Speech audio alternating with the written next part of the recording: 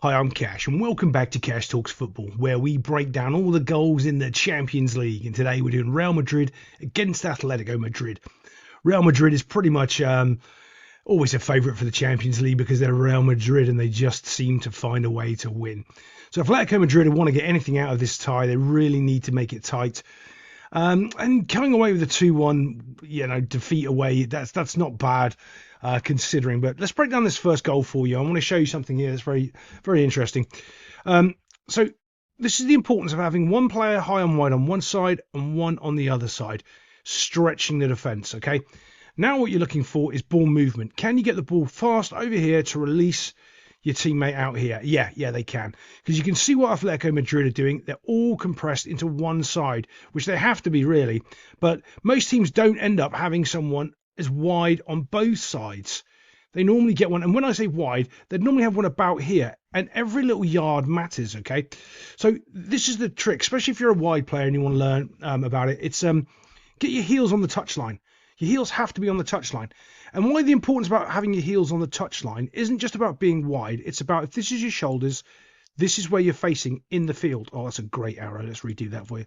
Right, so his heels are on the touchline and he's facing in the field here so he can see everything. So he's completely aware of where the defenders are, what's going on. He's already got a picture of where these players are.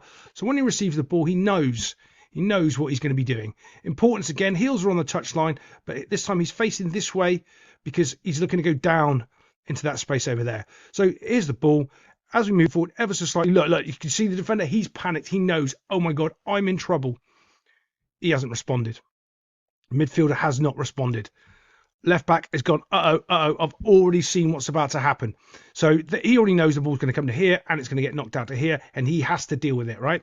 He's looking for his midfielder to help cover for him and cover the space here. He doesn't. Watch. As this ball gets played here, there is no real reaction here. You can see his reaction. He's broke from his tight back four, almost a back five here. He's sprinted. He's gone, oh my God, we're in trouble. As this ball's been moved and he's going over the cover. Now you can see there's a bit of movement and he's starting to go to pressure the ball, which he shouldn't be doing, okay? This is the other mistake he's doing. What he's looking to do now, as you can see, this massive gap has appeared right here. He needed to come back a little bit and almost be in about that line there and not go and pressure the ball and leave that to his front line. The minute he's gone and stepped there, he's opened up this gap even wider for a through ball to go through. Now, of course, this is the problem in this situation. He does not want to get touch tight. He wants to stay about there because if he gets closer to him, the ball's just going to be played in behind him. Or if he does get close to him, all he has to do, or what Rodrigo needs to do with the first touch, is his first touch will be into the space and he'll go past him anyway. So he kind of wants to stay in that position right there. That's exactly like that, perfect for him. Then he can react to a ball in there or react to a ball there. He doesn't want to react on his first touch. It's his second touch. He wants to get close, okay? So as the ball's touched there, boom, look, he thinks he's done a good job coming and press the ball. He hasn't. All he's done is open up that space. And if he's here, it makes it harder for that pass to go through. And now we're just waiting for the pass. Can he put a quality pass? Now, look, he's gone a little bit too tight. And Rodrigo's off to the races. He's going right in behind here. Bump. As soon as this pass is made, dump. Now it's a pace race. And the other problem as well is the defender. Look, if he's where I wanted him to be, he couldn't have made that pass in the first place. Now, he's also lost a bit of yardage because remember, the defender was actually facing this way. He's had to turn and run, where Rodrigo's just had to run. So there's two sets of movements he had to make, turn and run. Rodrigo's had one set of movement, which is run. And that's completely made it easy for him to get in behind. So now you can see what ends up happening. And I keep trying to say, I'm going to have to find the name of it. Those puzzle games, you know, the puzzle games where you've got all the little squares and you're trying to shift the little puzzle games around. And there's always one little blank square and you're trying to make the picture.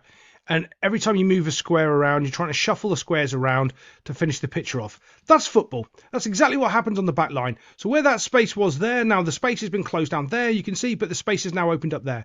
That's exactly like these little shovel games. He shuffled the square across, and he's opened up the space there. Now, he's just going to take his time. He's allowed a little look. And of course, remember, this guy is on full pace running in here, so he can't really tackle him. He's running full pace in towards him. So as soon as he cuts, he can't tackle him because, well, it's just too difficult running at full pace. So now he cuts it back ever so slightly, bump, and then he's just looking for a finish. He gets a nice quality finish into the top corner. Bosh. There we go. 1-0 to Real Madrid.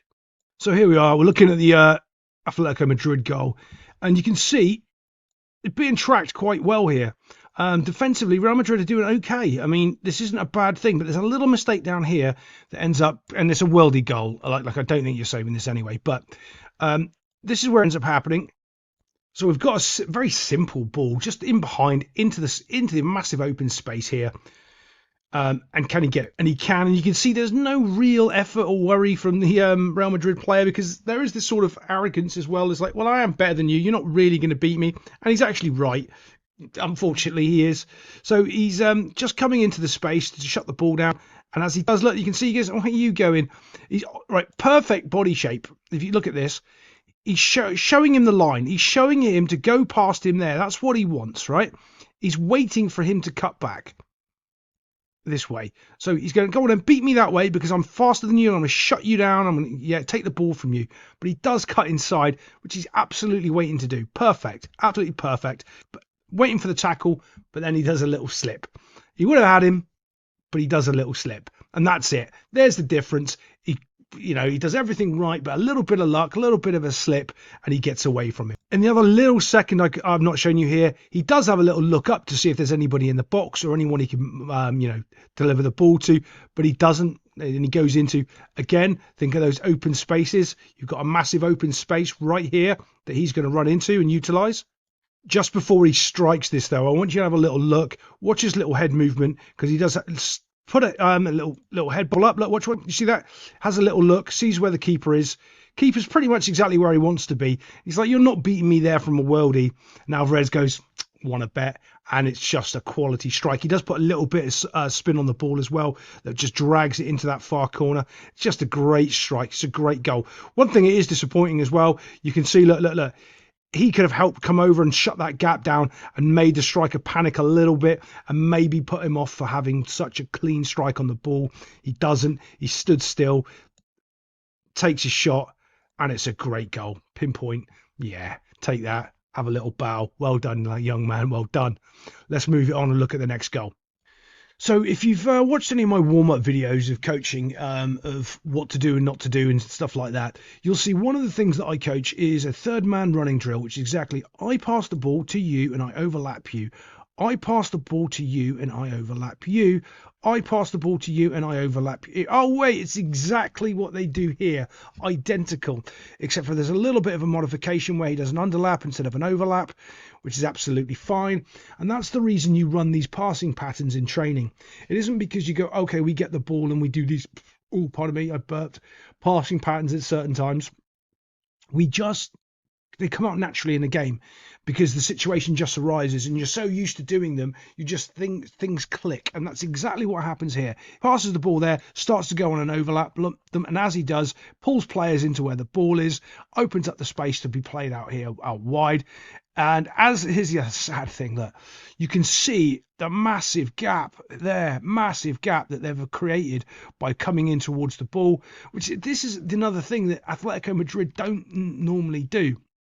But is allow these massive gaps in, but also you can see this line of players here, right, and it's pulled people away to actually sort of mark, which is very strange as well for Atletico. They should really have been shuffled across just ever so slightly more, but for some reason they're not. They're just ignoring this side of the field and they're worried about the blind side.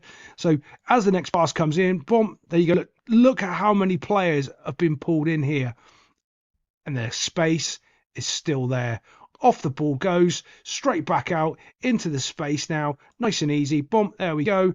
And then that's just cut through the whole midfield and defence, because they've all come so far forward to pressure the ball for no reason whatsoever. Now there's a little layoff here, and now they swarm. Now they start swarming, look, which they're pretty good at. I mean, Atletico Madrid defensively are pretty sound, but when they make silly mistakes like that, they put themselves in all sorts of trouble. Now it's just a 1v1 in the box where you just got to stand and hold your ground.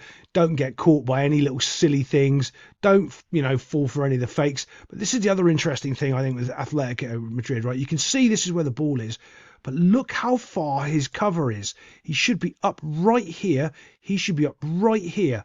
They're not. They're just I don't know, for some reason too far forward. They should be back covering him, allowing, you can see this space here, right? So if you draw a little square, blah, blah, blah, blah, blah, blah, there's the square, there's the space, there it all is, right? Allowing for when this player beats him here, just a little shimmy that just walks past him, basically fakes him with shoulders and hips, which I talk about all the time, shoulders and hips. But now look, when he goes to recover, because he's been beaten there, trying to get over and cover, you're too far away. You cannot do it. Too many problems. So now it's a case of, can he find the bottom corner? And he does. Really well done. Well, other than that, I'll see you next time on Cash Talks Football.